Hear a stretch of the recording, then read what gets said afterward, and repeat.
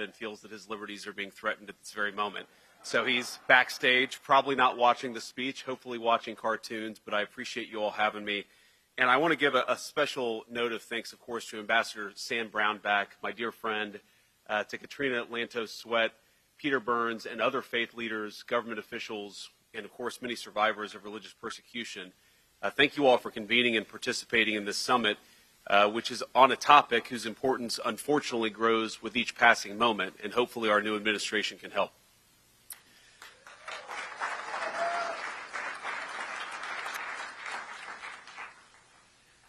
Now, please be seated. I always feel weird when people are standing up to hear me speak. It's not going to be that good, ladies and gentlemen. You can have a seat.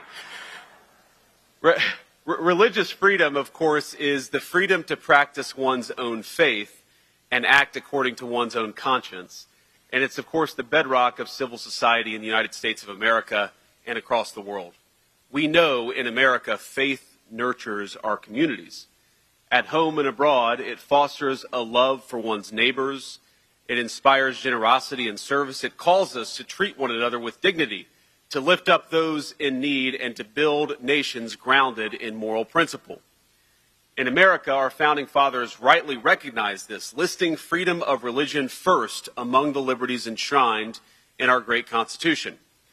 Before he was elected president, John Adams, who was the first vice president, I might add, observed that politicians, quote, may plan and speculate for liberty, but it is religion and morality alone which can establish the principles upon which freedom can securely stand.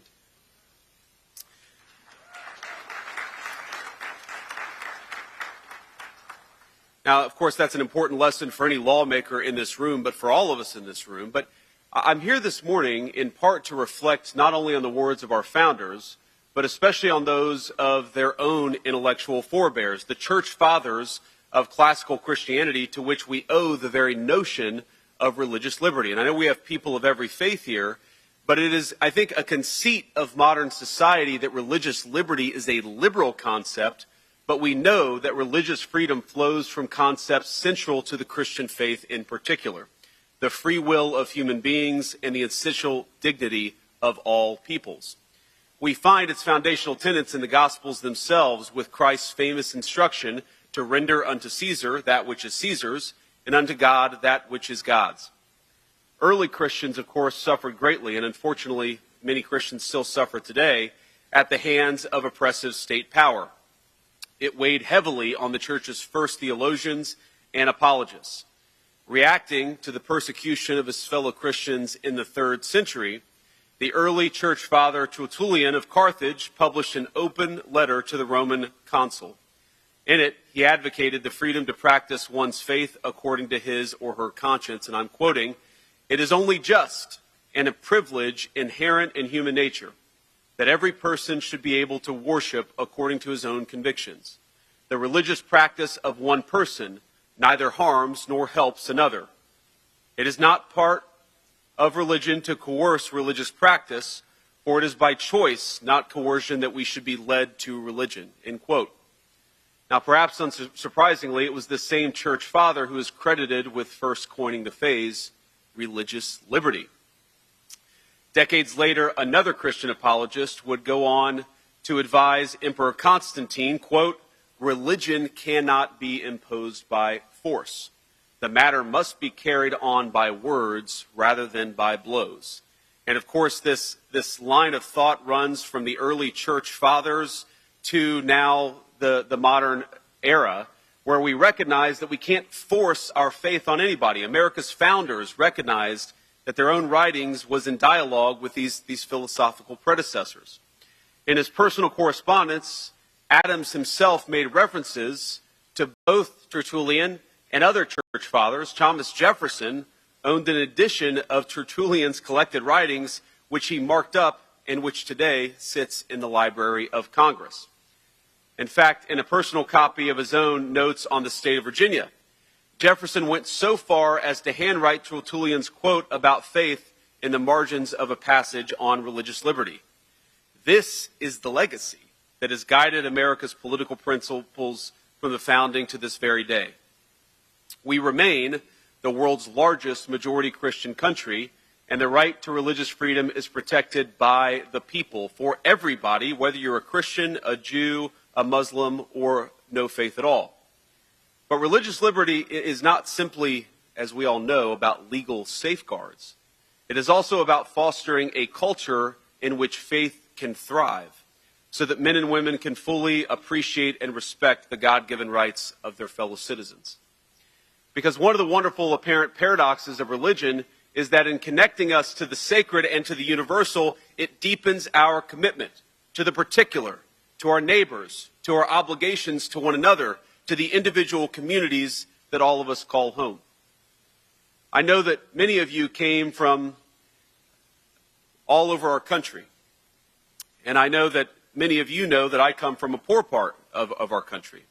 And growing up, my family and I, we were Christians, but we weren't regular churchgoers.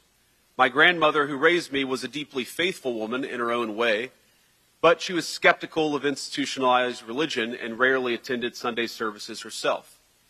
But on the occasions when we did go, whether it was with her or later with my father to his Pentecostal church in southwestern Ohio, and certainly now as a member of my own congregation, I was always struck by what I saw. And I will tell you that my grandma once told me that in the area of eastern Kentucky where she grew up, even the Episcopalians were snake handlers. I don't know if that was true, but that was just Mama's little spin on her own community.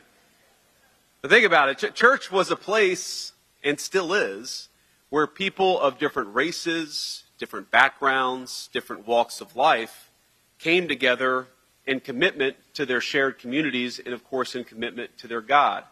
It was a place where the CEO of a company and the worker of a company stood equal before their worship of God. It was a place where people united not just in the pews, but in acts of service, on mission trips, charity drives, and in rallying around one another in times of sickness or grief, or, of course, in celebration of new life. Are these not the kinds of bonds and virtues that lawmakers today should strive to cultivate? Well, I'm pleased to say that they certainly were in the first Trump administration, and they will be even more so in the second Trump administration.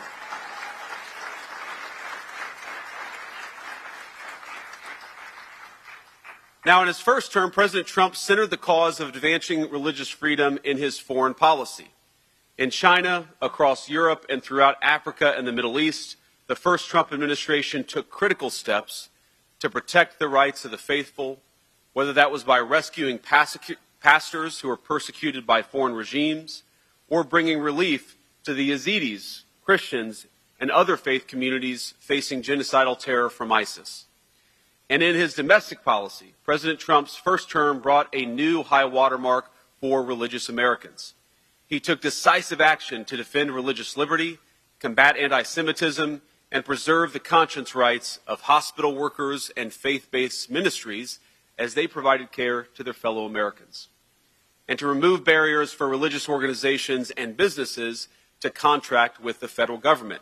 You shouldn't have to leave your faith at the door of your people's government, and under President Trump's leadership, you won't have to.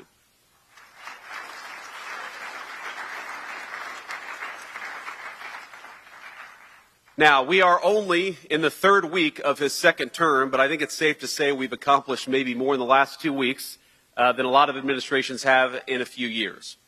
But this administration is intent on not just restoring, but on expanding the achievements of the first 4 years and certainly of the last 2 weeks. And in this short period, the President has issued orders to end the weaponization of the federal government against religious Americans, pardon pro-life protesters who were unjustly imprisoned under the last administration,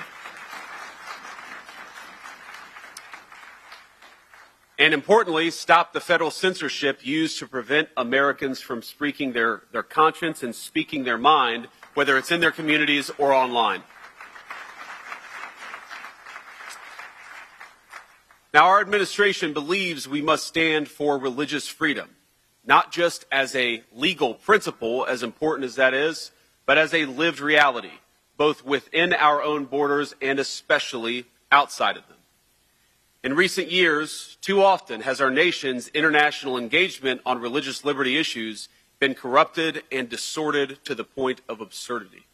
Think about this. How did America get to the point where we're sending hundreds of thousands of taxpayer dollars abroad to NGOs that are dedicated to spreading atheism all over the globe? That is not what leadership on protecting the rights of the faithful looks like. And it ends with this administration.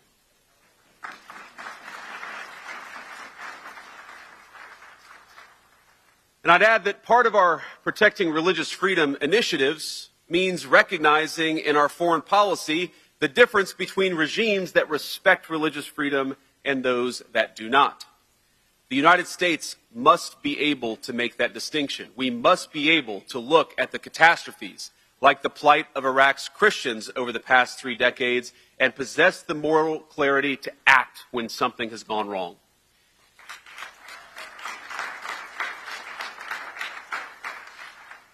Now, this administration stands ready to do so, and thankfully, President Trump chose to nominate as Secretary of State one of my dear friends, and I believe one of the great living champions of religious liberty across the globe, a person whose dedication to religious liberty flows from his faith in the same way that mine does. And of course, that's our great Secretary of State, Marco Rubio, confirmed 99-0 by the U.S. Senate.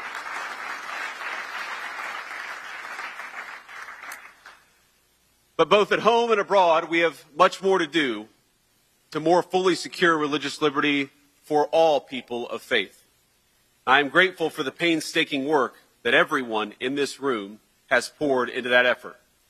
I pray that together we will be able to better protect the dignity of all peoples as well as the rights of all believers to practice their faith according to the dictates of their conscience. So thank you all for your work in preserving religious liberty. Thank you for safeguarding the rights of faith communities across the globe. And thank you most of all for believing, because we know that the source of religious liberty is the recognition that all of us are equal under the rights and laws of God, and that principle will guide us in the years to come. God bless you all. Thank you for having me.